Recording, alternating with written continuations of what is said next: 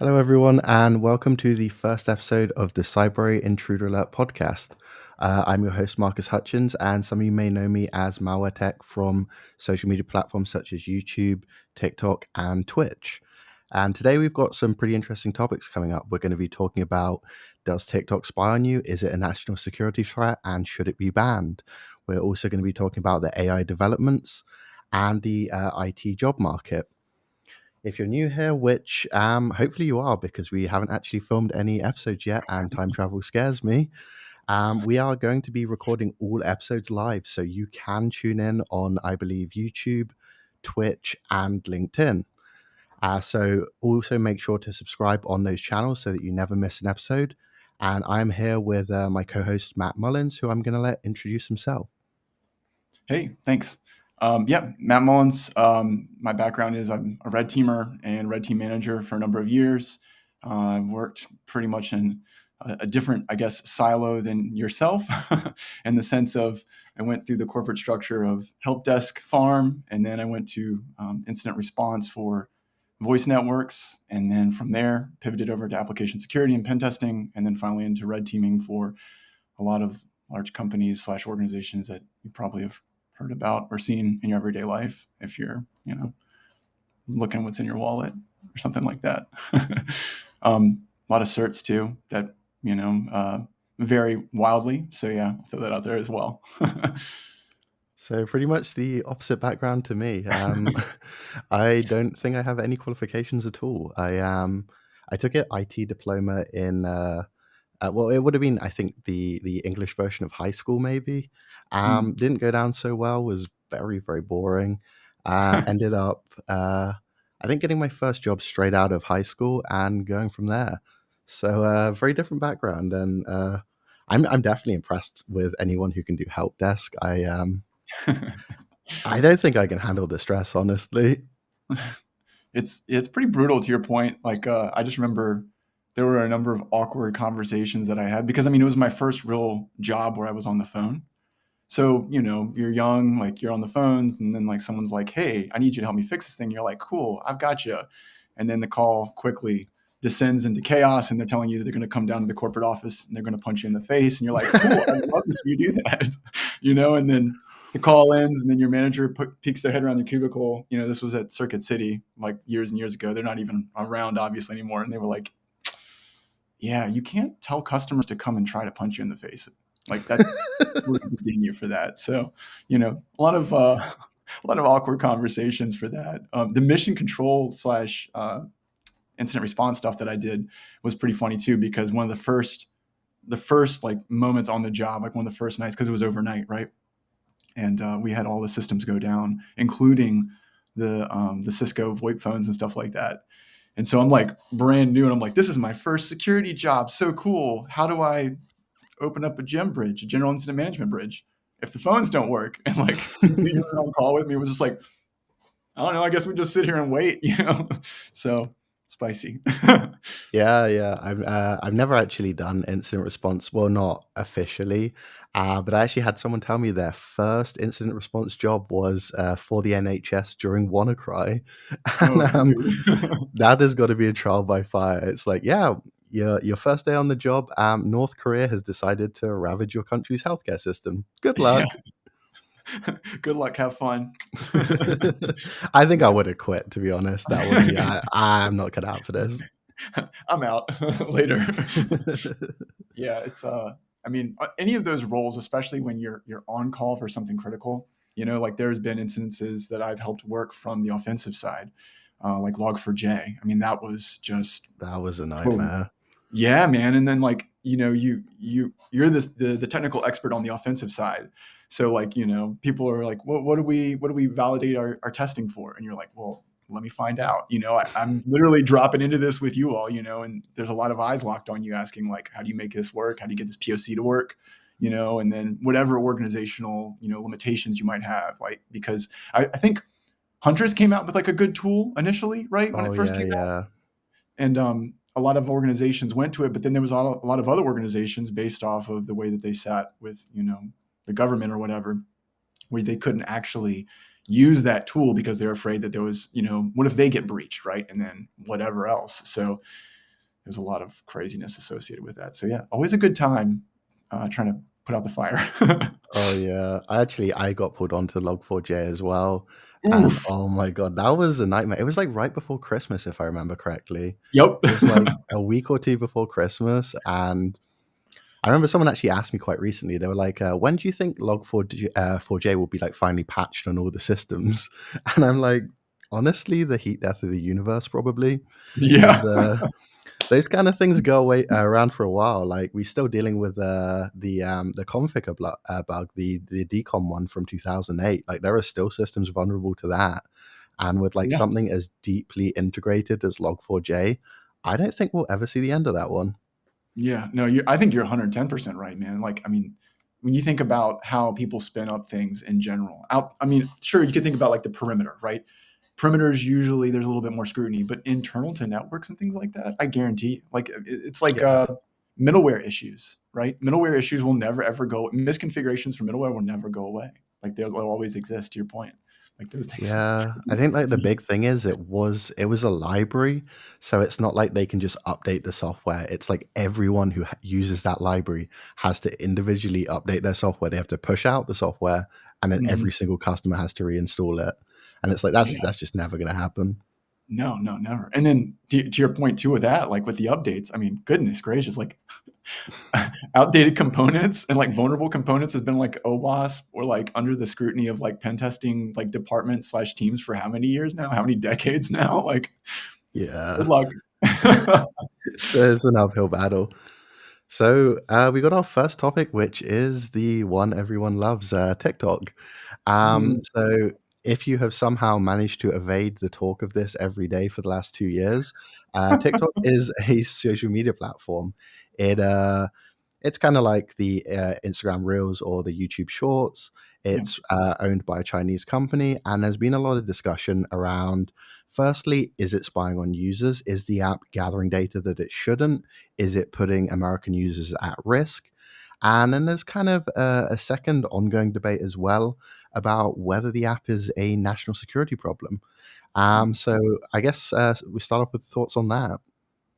yeah. I mean, so here's the thing for me personally, like I'm like a little bit of a tinfoil hat when it comes to social media in general. Like, you look at all the permissions that apps have, right? It's like, oh, we want to access your microphone. We want to access your location. We want to access, the keypad or your browser history or your calendar or, your contacts or notifications. And I think that a lot of people, even when I want to say when like Android phones first came out, people were aware of, hey, this is suspicious. Why does my flashlight application that I use to, use the flash to light up the room for that was a built-in feature?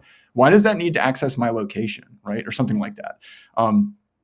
So I think we're kind of like numb to that, in my opinion. A lot of the access requests and things like that. Because think about like Facebook, just Facebook alone. I mean, super cookies like are still a thing. I'm pretty sure. Like, and like no one talks about them. So like when I personally think about TikTok and I think about what it does, like short form media, like you were saying.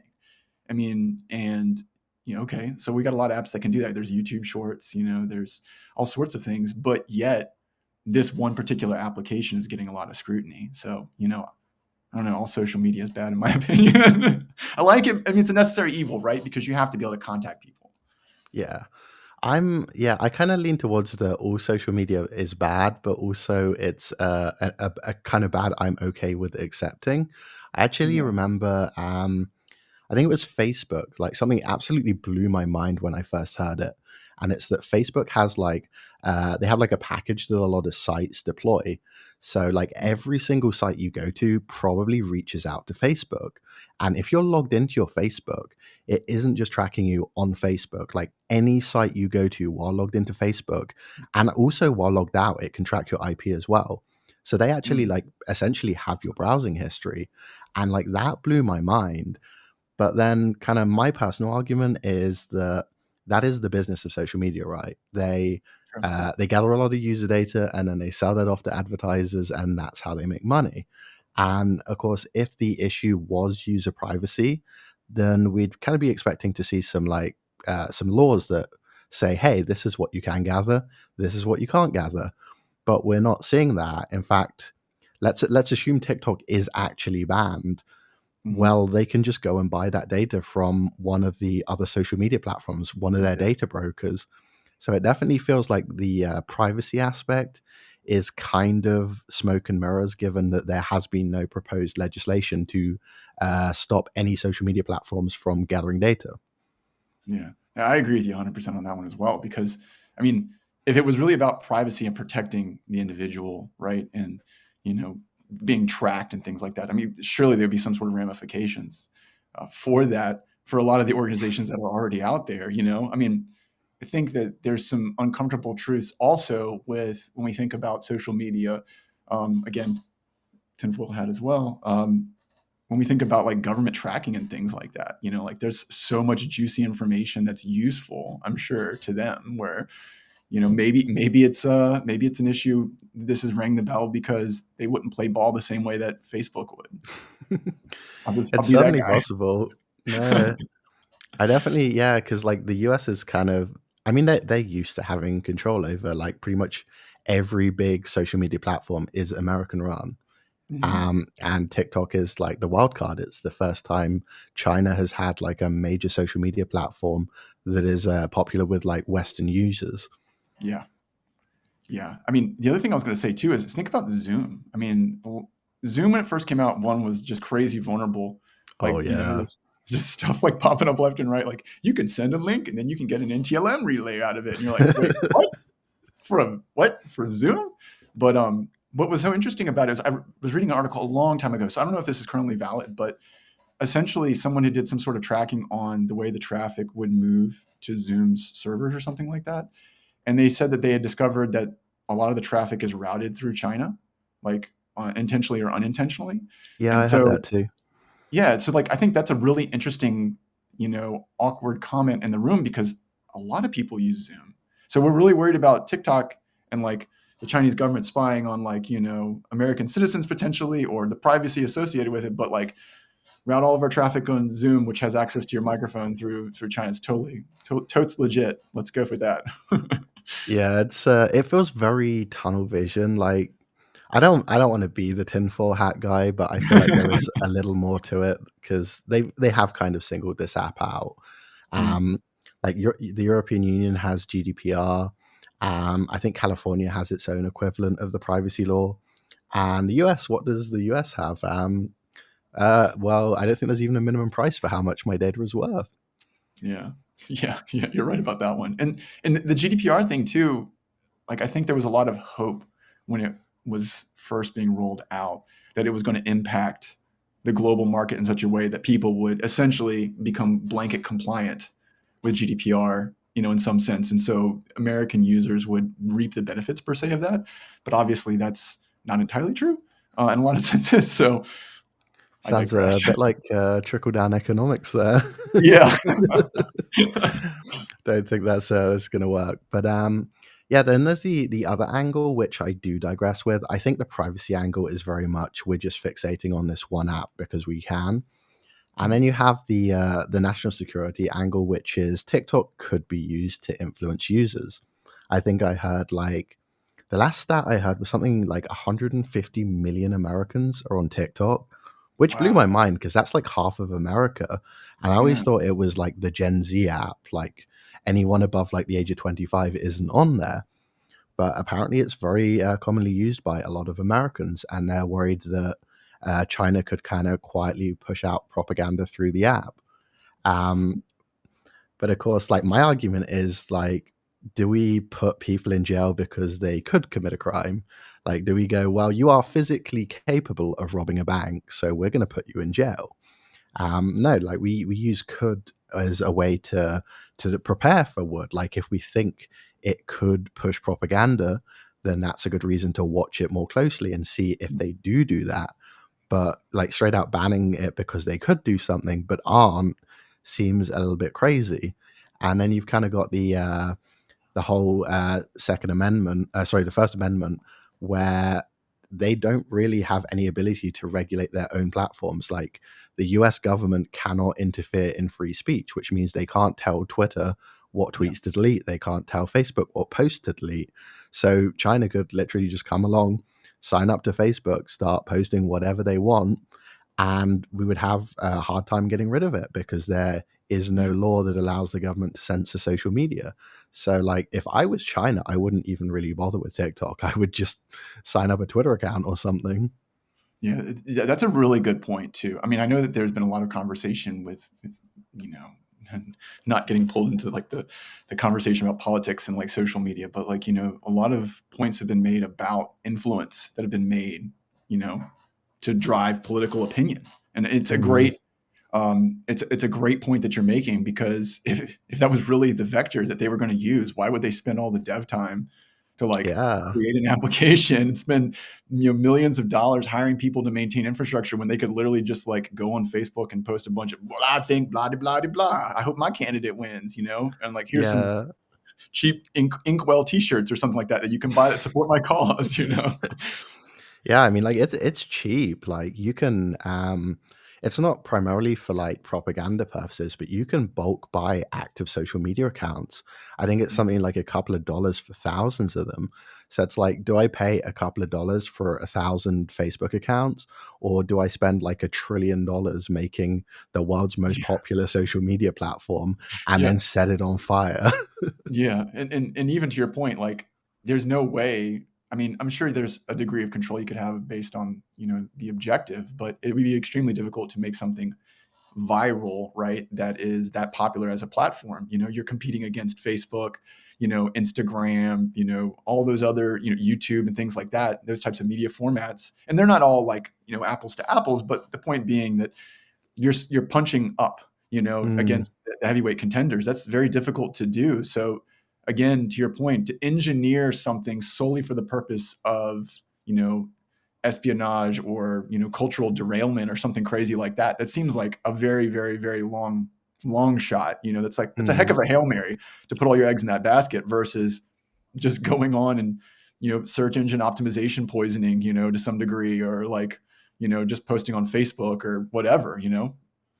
Yeah, and we So like we know for a fact that the second they do something like that, the app is just going to get banned. So it would be a really massive cost to take on for like what 5 minutes of fame, and then the app just gets removed from the app store. yeah, and, another thing too, with your point that you've made, of something I was thinking about.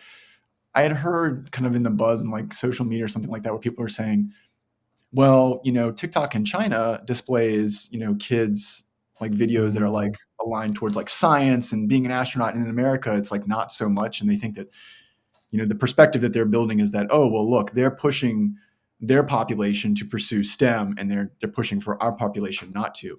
And, there could be a degree of governmental control, to your point, where it says like, hey, we have like a certain line in the sand where we don't want anything um, targeting children to be advertised in this way. And maybe we need to up the ante in regards to the protection of kids online in general when it comes to social media. I mean, it's kind of crazy to think that there's not really anything around that when there's studies apparently linking, like last I checked, linking that it has an impact on like young girls especially.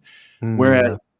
cereal and like the sugar content in cereal and like the dyes associated with that has an impact on children and their development, like that's regulated, right? And like it's just kind of interesting that we don't have that approach to social media when, like you were saying, nearly half of Americans have social media or Yeah, have I've always TikTok. been very shocked by that. Like, I remember when I first signed up on TikTok, my very first TikTok live, it automatically put a filter on my face, and it made my jawline sharper and my skin perfect. And I was just thinking to myself, firstly, I don't want this. I'm beautiful as I am. And secondly, that's really harmful. Like Yeah. Oh yeah. nobody you've ever seen on TikTok actually looks like that. They're like automatically making people look like 10 times better than they actually look. And I was like, that has got to mess with people's psychology.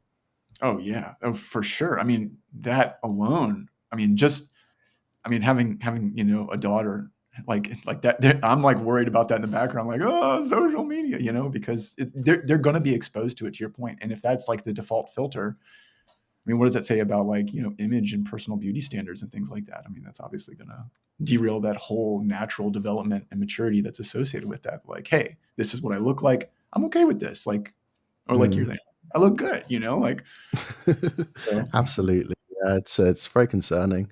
And on the topic concerning, we have the AI stealing jobs.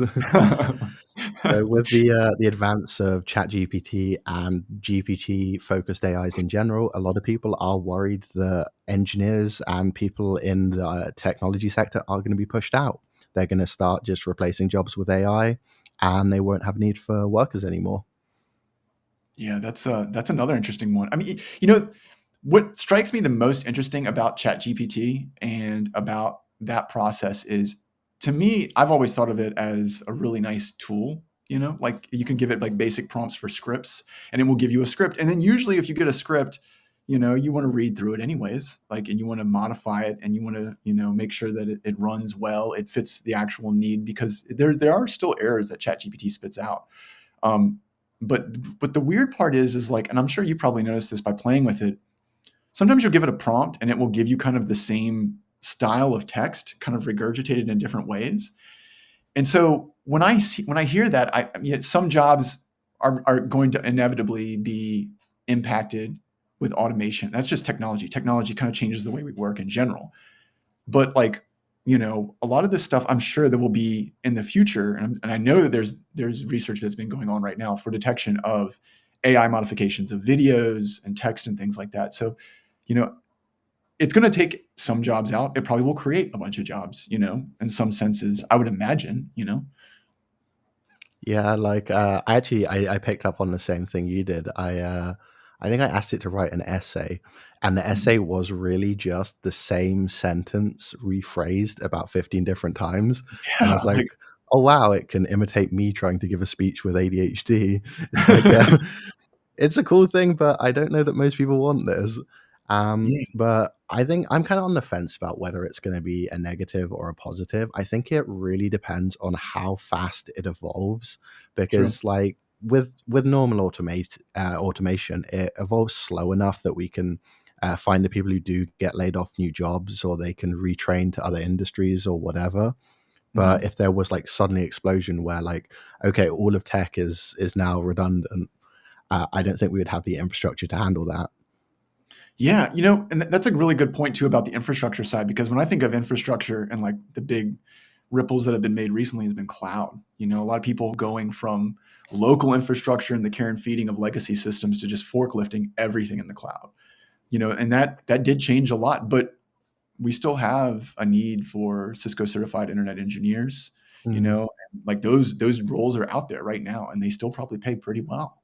So, you know, I think that your perspective on it as kind of being on the fence, I think is a wise one to take, because again, there's a lot of great things it can do. There's going to be a lot of things it disrupts, you know, like I think it's very interesting that the the kind of, here's a problem, can you please create a script that fixes this problem? I mean, those interview processes are essentially like kaput, right? Because now someone can just plug it in and then just kind of, you know, let me just angle it a little bit so that it fits, you know, and then there you go. It's not a square peg and a square hole. It's a round peg with some sides that have been shimmed up, but it works. And, you know, that was already a problem before, as I understand, with interviews where I've seen videos of people essentially on a phone call and they would like talk like that. And then someone would be on speakerphone next to the computer answering the questions as doing whatever, you know. So people are going to game the system anyways, right? So these impromptu coding projects and things like that, it's going to put more of the onus onto the interviewees, not the interviewees, the interviewer, to ask more in-depth questions and have a more human experience, which I think is ultimately good, right? Because I don't know if you've ever seen this, but like you get either those basic coding style, like here's a project, solve this basic math problem using like C or C++ or PowerShell or whatever, or you get a CTF and it's like you have 48 hours to try to like attack this Node.js application or something, you know. Yeah, I've actually there was a I think there's a subreddit for it's not for it wasn't for ChatGPT. It was a little before GPT. It was like during COVID when all the exams moved online and they were like proctoring them via Yeah. webcams. And there was this entire subreddit for just like hacking the system, just coming up with these super creative ways to cheat on the exam, which like you would have like I think like some they would make you set up like multiple cameras. They'd make you have like a mirror behind you so they can see your screen. And Yeah. then there were people like using like capture cards to take feed like pre-recorded feeds from like from their PC and then just sitting and Googling all the questions in the exam. It was incredible. Huh.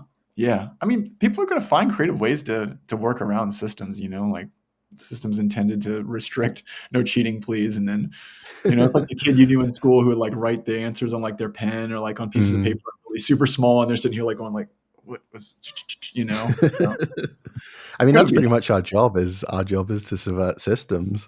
yeah, yeah, exactly. But yeah, Um, like I kind of like one of the big things I've been seeing is like ChatGPT will replace programmers because it can program. But I'm like, I've been playing with it a lot, and I'm like, well, I still have to explain the application I want. I can't just yes. say make a chat application. I have to say I want a chat application that looks like this, uses this protocol, uses this Yeah. encryption, blah blah blah blah blah. And that is just programming. It's literally just programming via an AI prompt. Yeah. And personally, I think we'll see, like maybe we start. Essentially, it becomes a programming language. We start seeing people instead of writing like Node or Python or PHP or C++, they write ChatGPT. Yeah. Yeah, that's a really good point in the sense of it being essentially an interface, right? To get the query out, to get the information, because anybody who's done any sort of development work or wrote any code can tell you with a fair degree of honesty that essentially you Google it and you go to Stack Overflow. That's like the classic joke, right? So like I need to do something that I have no idea how to do, that's outside of kind of like my wheelhouse that I've worked in. How the heck do I even do that? And so that just accelerates that and kind of brings up in my mind some of the concerns that I've heard people talking about is that it's going to impact companies like Google a lot, right? Because now you don't need to go to Google and be like, type this in and then modify the query and modify the query. You can just be like, what is X? And then on the screen, Yeah. right? Which would be nice. Oh yeah. I'm looking forward to it personally. Like we struggle with like we have a decent number of developers, but it's so hard to churn out like all the code we need in such a short period of time. And it would Mhm. be great if every developer was like 50 times faster. Yeah. And to your point, 50 times faster. And then the efficiency, right? So now the need for a more senior slash tenure developer will probably be further up because now you have individuals who might be able to query and put it together, but then someone to be able to look at that macro level and be like, okay, this isn't compiling. The junior developer doesn't understand why. They basically made the queries to ChatGPT and got the code. The code at face value looks really good, but there's compile errors and they don't understand what they mean, et cetera, et cetera. And then you could probably put that into ChatGPT and it could spit out like, oh, it's because of this. Or you could give it the code and it might be able to assist further. But still, at the end of the day, like you're probably going to need some sort of perspective on what the code does, what the actual like reusable modules within the code do, and have them documented correctly. Because I mean, component lifecycle management is like a whole industry, right? Like CLM Nexus and other products, like literally made around that one aspect that exists solely because you have to be able to track that and track what it does, and keep some sort of inventory. Yeah, it's like I've actually noticed a lot of like you get these videos and they're hyping up ChatGPT and they're like, here's how I wrote blah blah blah with ChatGPT, and I look at the code and I'm just like, this code would like it physically does not work. It would never Yeah. compile, and you realize that they've like jammed a query into ChatGPT. It spat out some code, but because they don't actually know how to code, they're just like, yep, looks good to me. Yep. Here you go, all done. Yeah, so I definitely think what will happen is a lot of the people like maybe the bar will drop for like the lower level, like what we would call senior developers, and they will just be people like just bunging queries into ChatGPT, and then the experienced developers it'll be their job to review the code and be like, this like does or doesn't work. Here's how to fix it. Yeah, yeah, I definitely agree with that. I definitely think that is going to be invariably. I can't imagine any other way because, in some senses, to the point that we were talking about earlier with Google and Stack Overflow and things like that, that's kind of what the seniors essentially did. The lower levels would try to figure out how to solve this basic modular issue before they did their push to Git or whatever, and Mm. then there's going to be some sort of review. I mean, think about also with application security and code review in general. I mean, really, what is that doing? You've got your code, you're creating it from nothing, right? And then just kind of shoving it up into the repository, and then the repository itself can be scanned by any number of products, and that's getting further left in application security, right? So I think you're really Yeah. right. Yeah, like I actually did a test with that. I was basically just I was playing like non-security developer, just someone who doesn't have a background in cybersecurity, and I was just asking ChatGPT to write me certain applications, and I noticed that it didn't take security practices into account. Like it Ooh. would, yeah, it would put out insecure by default code. I remember I wrote a PHP website, and I said make it so this website only allows you to upload text files, and it did like it used the MIME type check from the client side, and I was like, oh my god, Goodness. yeah, this is gonna set security back like 20 years. Yeah, and I guess it's what's the line from Major Payne? "Killing is my business and business is good." Like, security is not going anywhere. Yeah, I took a look at it and I was like, job security. Yeah. But again, like people are going to be using that, right? To answer interview questions. They're going to be using it probably to put stuff out there. And if there's not a watchful eye, that's going to end up. I mean, maybe we'll return to the Wild West of like the 90s where perimeter security was like, hey, man, I just uploaded a web shell. Got him, coach. Like, I mean, that feels how it does go. It's like like one day they decided, okay, IoT, we're gonna put computers in your fridge, and then they yeah, just forgot all of the decades of cybersecurity knowledge and just started from zero. It's like we're just gonna have a Linux terminal with a telnet and no password, and then it was like, oh, cool, I'm good for another 30 years of job security. yeah, dude, you nailed it. There was one of my buddies when I was over at Capital One. He basically said like, man, IoT is great. It's like hacking in the 90s. I was like, really? He was like, yeah, man, don't let it intimidate you, especially if you can actually get on it. You want to write some exploit code. Because at that time, like ARM didn't have like a ton of defenses in and of itself. So it's like, sweet buffer overflow. Yeah, and you're just done. Like where I used to live, my landlord, they turn up one day and like I came home and my door locks were gone, and I have like this digital smart lock, and Yeah. it I believe it communicates via like that low energy Bluetooth thingy Mhm. to what is essentially just a Linux server that just sits in my house. Like it's a little box they give you, and it's a Linux server. So of course, me being me, I pulled the top off the server, I took out the SD card, I imaged the OS, and I was going through it, and I'm like, okay, this thing doesn't have ASLR. It has like no stack execution prevention. Oh It my has gosh. absolutely zero security whatsoever, and it's listening on GSM. Like it has a GSM. It's essentially like a base station. Yeah. And so I looked at the GSM chip, and I'm like, oh, this is vulnerable to broad porn. Like you could literally walk up with a phone, get remote code execution on this box, and then just unlock all the doors. And I was like, oh my god, I hate this. Technology. Ugh, I'm gonna go become like a Yeah. Luddite. Live on a farm, grow a beard. I'm kind of at the point where I can't decide what's worse, like physical locks that you can pick or like digital locks that you can also pick. Yeah. Ah, man. And the thing that's the most troubling for me on that front is when there is a push for things like biometrics and like gun safes. I see you laughing because like you're thinking the same thing I'm thinking. It's like biometric lock and this and that and this and that. And like they always show up in talks where like someone's like, yeah, cool. You can just like literally jam your fingers on it 6 times and it'll just open. And I'm just thinking like, and people are like storing like firearms in that like they could have children. Like it's just to your point, like security, right? Like what? Yeah, like I've always been a big hater of biometrics. Like the whole like fingerprint sensors. It's like great, we're gonna have passwords, but these passwords are on sticky notes that you stick on every single thing you've ever touched in your life, and Yeah. someone can just come along and pick up that sticky note and they have your password. Like that is our new idea for security. Yeah. And what could go wrong, right? What's wrong with that? Just roll a new password. Wait. Yeah, just you just like get a little bit of a knife, carve some new fingerprints in. It won't hurt too much. Yeah, was it Total Recall or whatever, where they have the guy's eye on like the knife and he like holds it up to Oh, the scanner? Was it Demolition Man is what I'm thinking of. It's Demolition Man, yeah, sorry. I've seen that one.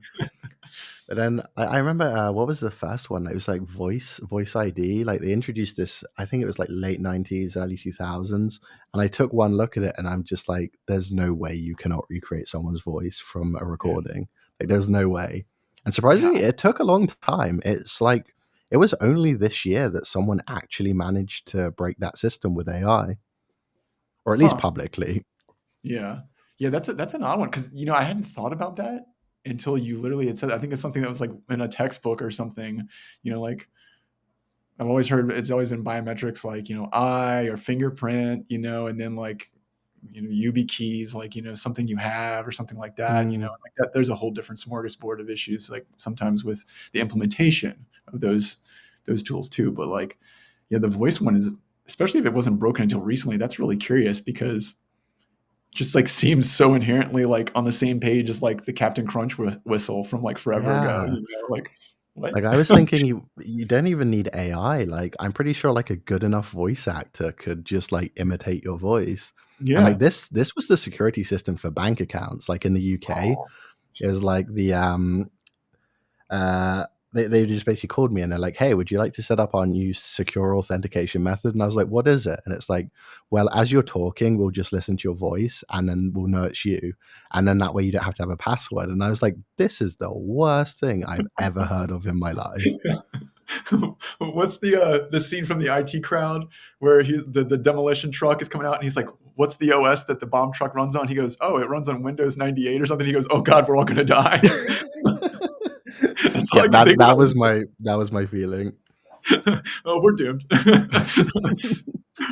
So, we have a couple of questions from the viewers. I think we'll be like, if you're watching the stream live, you can put in questions, and those should be passed to us so we can answer them. We already have some in here, and the first one is, I am interested in participating in a hacking competition. I'm not sure where to begin or what resources to use. I think that's more of a you question because I'm pretty awful at CTF stuff.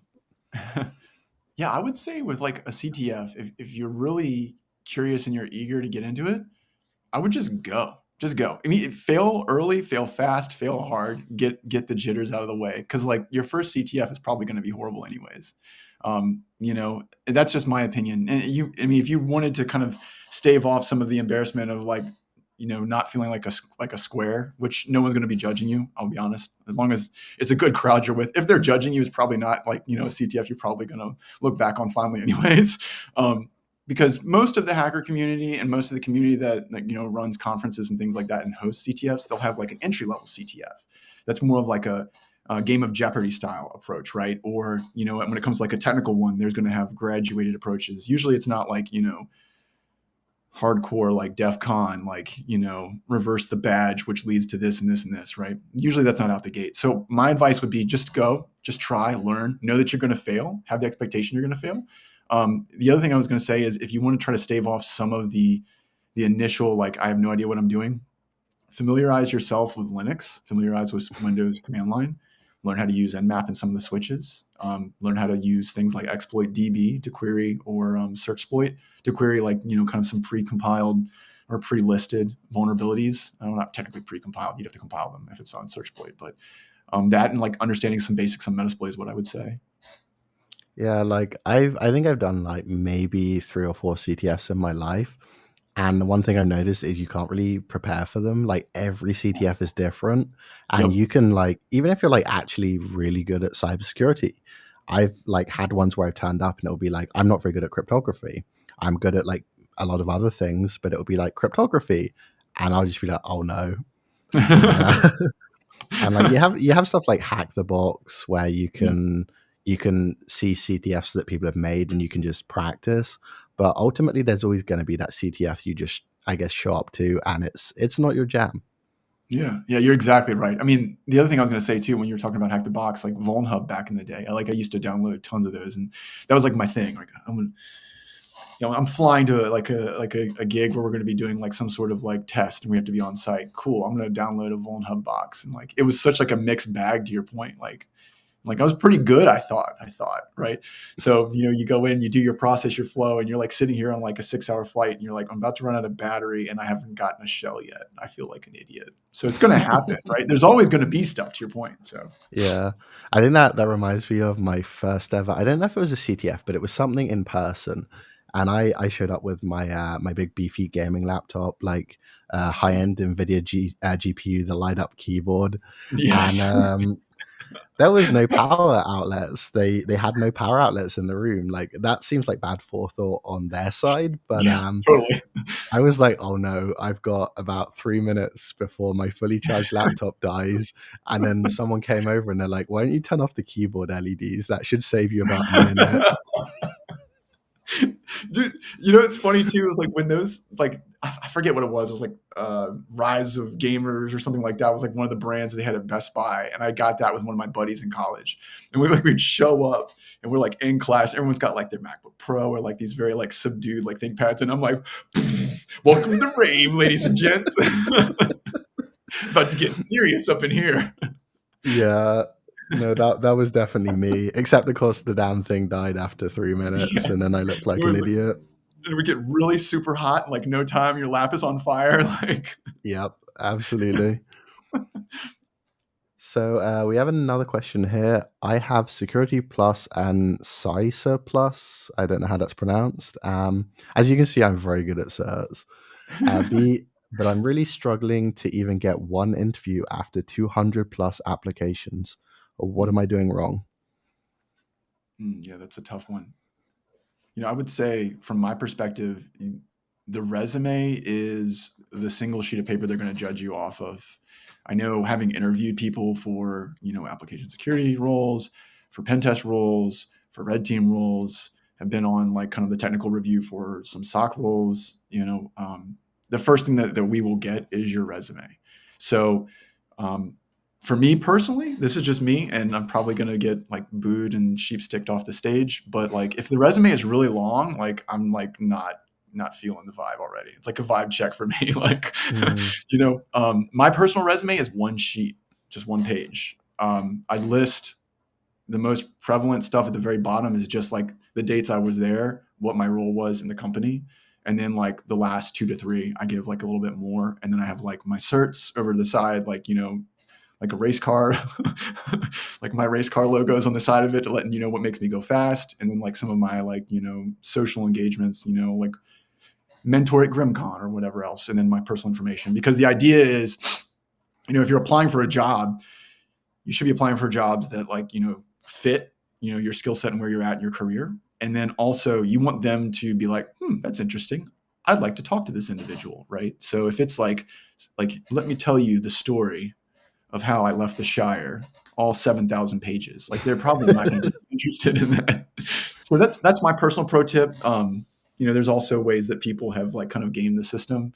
Uh, you know, one of the best ones I've seen, if you're like really trying to like up the ante, is a lot of these HR systems will parse based off of, we yeah, want to have 7 to 10 years of exactly this one thing. I think you know what I'm going to say. I think yeah, so. What people will do, and I'm not saying I've ever done this, is that they will take the job posting, they will put it in their resume, they will set the text to white on white, and then they will make it as small as possible. So then the computer's like, "Whoa, dude, this cat is 100% of a match. We should hire him." And then like, I've worked, you know, 4 months at McDonald's before I flipped the fryer on somebody, which, you know, I can imagine is probably a very stressful role. And that's why you should hire me as like your chief technical officer.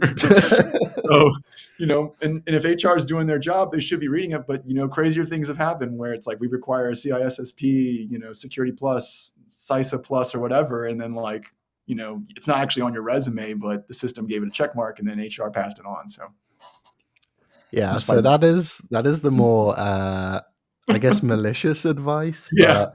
but it is a very good point. There is a lot of automated resume scanning out there.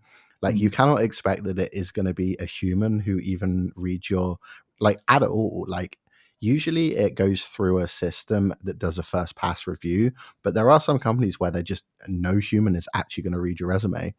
Um, like as Maz said, I would actually recommend like trying to incorporate the text from the job posting into your resume because they are looking for keywords. So if the job posting says 4 to 7 years of Swift or whatever, then just weave in like I don't know 10 years of Swift into there. Obviously, don't because it's not been around that long, but yeah. um, you've just gotta it's a bit of a system you have to play. You got Yeah. to get all of the keywords from that resume into your well, not all of them, but as many as you can.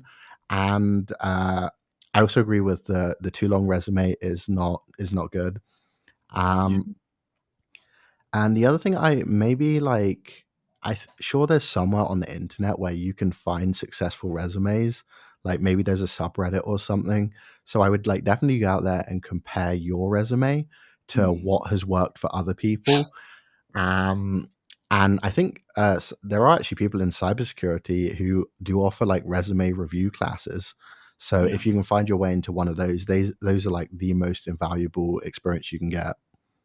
Yeah. Yeah. That's definitely a good point. And the other thing too, I would just throw out there, kind of like to dovetail off of what you were saying, is that when you look at your experience, think about what they're asking for and like how you might apply to that, right? Because they might say they want, 10 years or whatever of experience in security, and you might have been in a security role for the last 6, but before that, for 8 years, you were a sysadmin applying patches and running vulnerability scans. Like you might be able to play ball with that. Is kind of what I'm getting at. So don't sell yourself short as well.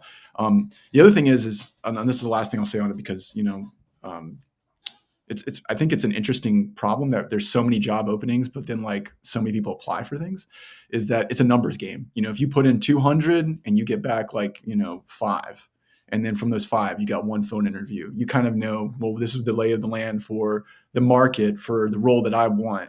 So I need to go ahead and anticipate a way to just fan the hammer on these applications and do, maybe I need to do 600 to get where I want to be. And if it's worth the juice is worth the squeeze, then you know what you got to do. Yeah, absolutely. That's actually something I think that's worth adding is right now the market is not doing so hot. There's been like a lot of Yes. layoffs. There are a lot of people applying for jobs, and a lot of these people they recently got laid off of like Google, Apple, Microsoft, Twitter. Like they have the like big beefy work experience. So Yeah. there is kind of like a rush for positions, and if Mhm. they see someone who has had like like work experience in a similar position, they're probably going to go with them. But like as time goes on, that's going to fall off. Those people are going to get into the jobs they want, Mhm. and then they're going to move down the list. So I think it is really just persistence. You've just got to keep at it, because like right now there is a huge surplus of candidates. Yeah. Yeah. So do we actually have any more questions? I can't see the live stream, unfortunately. I will say also, I think that there is within Cybrary's Discord, we have a mentorship program or mentor program where we have individuals that essentially they're there as contact surfaces. I'm there. I pretty much lurk on the red team channel, obviously, and I'm always like, hey, let's talk about C2 frameworks. Um, reach out to the mentors. They can assist you also if you're within our Discord channels, and just ask like, hey, I've got this job I really want. This is the field I really want to get into, and I'm having a hard time getting my resume set together. So you can always reach out to the mentors that are in those channels and just say, hey, can you assist me with looking at my resume and let me know your feedback so that I have a better chance, or a swinging chance, right? To at least try to connect and get the job that I want. So that's something that's probably a pretty good call out as well. That that's out there. People are willing to help. Let me see if we have any questions that I can see. I don't see any, so I think maybe we're good. Yeah. All right. Okay. Yeah, I am not in the live, so I can't see questions, unfortunately. But I think we've pretty much hit all our time right now. So that is it for our very first Intruder Alert podcast. Thanks so much for joining me, Matt. And if you would like to keep up with the podcast, I recommend subscribing to the YouTube, LinkedIn, Twitch, whatever it is you use, because we will be recording live. So you can join in. You can give us your questions in real time or your feedback. And yeah, and also we've got our cybery training. It's pretty much a lot of it is free right now. So if you want to sign up, learn a thing or two about cybersecurity, then Cybrary.com, and you can find training. Yeah. A lot of good stuff out there. And I know that we do rotations with like things. If you're interested in like adversary emulation, I know that we do sometimes a rotation with the threat actor campaigns and stuff like that. So to your point, all the good stuff, but then also some commensurate stuff that's a little bit more thready. Absolutely. Well, thanks for joining us.